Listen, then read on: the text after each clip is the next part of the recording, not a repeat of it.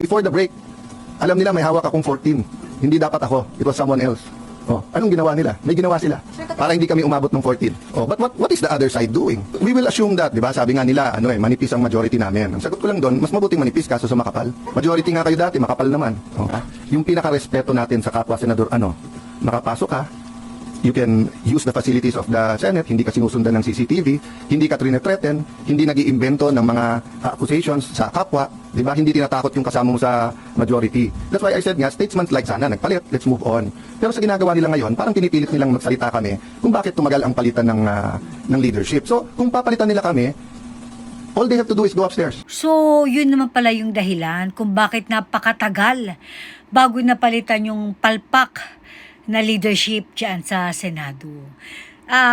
First time itong binanggit ni Alan Peter Cayetano, although of course, meron na tayong lahat duda na merong takutan na nagaganap dyan sa Senado. Kasi unang-una, di ba, feeling ko ginamit nila itong si Bong Revilla bilang panakot na talagang tototohanin silang ikukulong ng administrasyon sa pangunguna of course ni Boy Agnas, okay, ni Boying Remulla, na konting kembot na lang ibabaon na sa lupa, okay, ang pananakot sa mga senador na kung hindi kayo makikipag-cooperate sa administrasyon ni Ngagava, matutulad kayo kay Bong Revilla, papasok kayo sa oblo, ganun.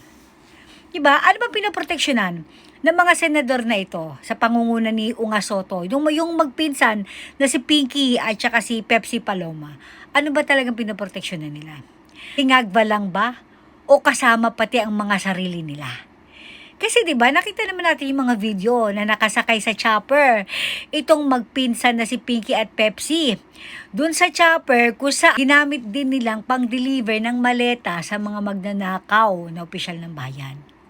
So, hindi lang si Bangag ang pinoproteksyonan nitong mga ungas na to, pati mga sarili nila. Yun lang yan eh.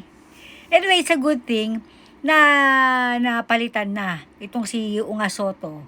At susunod na yan, yung Blue Ribbon Committee, inaasahan ng lahat na ibabalik na ito kay Senator Marcoleta, na siya naman talagang dapat na nandyan umpisa pa lang. Sa totoo lang, napakarami ng mga senador ang hindi nagugustuhan ang pagpapalakad na ginagawa nitong si Ungas Pepsi Paloma. Kasi 'di ba, almost 9 months, 10 months na yung flood control, hindi nila iniimbestigahan.